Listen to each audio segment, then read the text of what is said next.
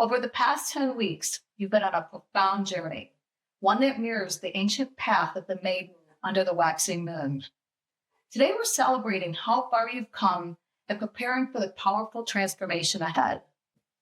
In many spiritual traditions, the maiden represents the beginning of wisdom, the phase of life dedicated to learning, questioning, and understanding your origins. She carries the energy of the waxing moon, growing, gathering light, building strength through reflection and discovery. This isn't about age. It's about the sacred work of excavating your truth. The maiden asks essential questions. Who am I beneath the roles I've played? What patterns shaped me? What do I need to heal before I can fully step into my power? For the past 10 weeks, you've been doing this profound maiden work. You've been turning toward your past, not to remain there, but to understand it well enough to transform it. The waxing moon grows from darkness toward fullness, gathering light each night.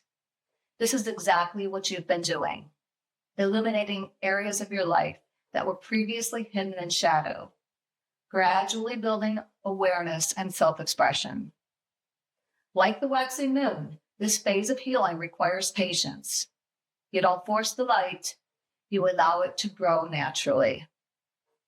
You've been learning to witness your experiences without judgment, to hold space for complexity, to gather the wisdom hidden in your wounds. The waxing moon teaches us that growth happens incrementally, not in dramatic leaps, but in gentle, consistent expansion. Each healing card has been another degree of light, another layer of understanding. Let's witness how far you've traveled. Letting go.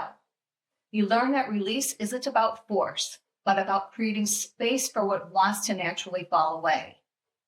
You discovered that some things you've been trying to let go of were never yours to carry in the first place. Self-love. You've distinguished between the external actions of self-care and the internal conversation of self-love. You began speaking to yourself with the same compassion you'd offer a dear friend. Self-reflection. You broke free from the narrative loops that kept you stuck. Learn to reflect with wisdom rather than ruminate with criticism. You became curious about your patterns instead of being imprisoned by them. Inner child. You reconnected with the younger parts of yourself that were shaped by circumstances beyond their control. You learned to be the protective, nurturing presence when you needed them.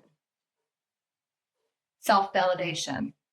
You stopped waiting for external confirmation of your reality and began trusting your own perceptions. You became your own witness. Self-expression. You found ways to give voice to experiences that had lived in silence. You discovered that authentic expression creates connection rather than judgment. Self-acceptance. You learn to hold all parts of yourself, light and shadow, without the exhausting need to constantly improve or change. You befriended your complexity. Self-discovery. You began exploring who you are when you're not adapting to others' needs. You gave yourself permission to have preferences, opinions, and desires that serve no one but you. Grief and loss. You learned to mourn what you never received without making it your fault. You discovered that grieving the absence of love doesn't mean you're ungrateful for what you did receive. Willingness. You opened your heart to possibility without needing to want everything that comes your way. You learned that healing requires willingness, not enthusiasm.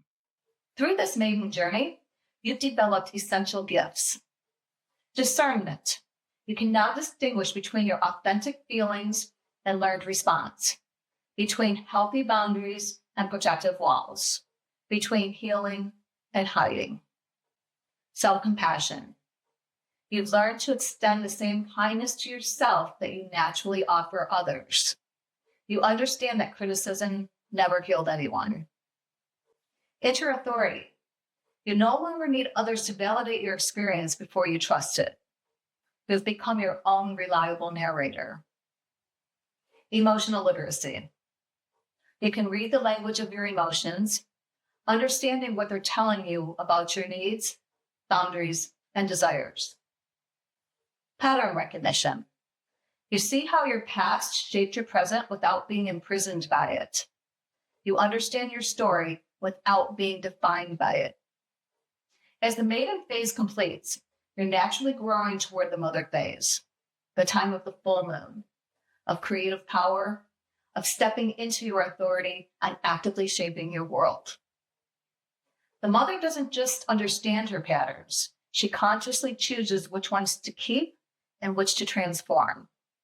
She doesn't just heal her wounds. She uses that healing to serve something larger than herself. She doesn't just accept herself. She expresses herself boldly in the world. But this transformation is only possible because you've done the maiden work. You can't skip creative power without first understanding what you're creating from. You can't step into your authority until you know who you really are beneath the adaptations. Before we move into the mother phase, take a moment to honor what you've accomplished. The work you've done isn't just personal healing, it's generational transformation. Every pattern you examined, every wound you've tended, every truth you've acknowledged breaks a cycle that might have continued through your children, your relationships, your community. You've been doing sacred work. You've been growing light in places that had been dark. You've been preparing yourself to step into a fuller expression of who you're meant to be. In our next phase, cards 11 through 20, we'll explore the mother energy of the full moon, the time of manifestation, creation, and powerful influence. You'll learn to move from understanding yourself to expressing yourself, from healing your past to actively creating your future. But you're ready for this now in a way you couldn't have been 10 weeks ago. You built the foundation. You gathered the light. You've done the sacred work of the maiden. The mother phase awaits, but first, celebrate this profound accomplishment. Take a moment this week to acknowledge one specific way you've run through these 10 cards. What feels different now compared to when we started? Share in the comments which healing card created the biggest shift for you and how that change is still rippling through your life. If you haven't worked through all 10 cards yet, that's perfectly fine. Healing happens at your own pace. The maiden energy will be there whenever you're ready to do this essential inner work. Feel free to subscribe and review the past videos on my YouTube channel, He Speaks. For those ready to move forward, next week we begin the mother phase, stepping into your creative power, expressing your authentic self boldly, and consciously building the life you want. Your maiden work has prepared you for this transformation. Remember, you're not just healing yourself, you're healing the world through your willingness to grow. Thank you for having the courage to do this essential work.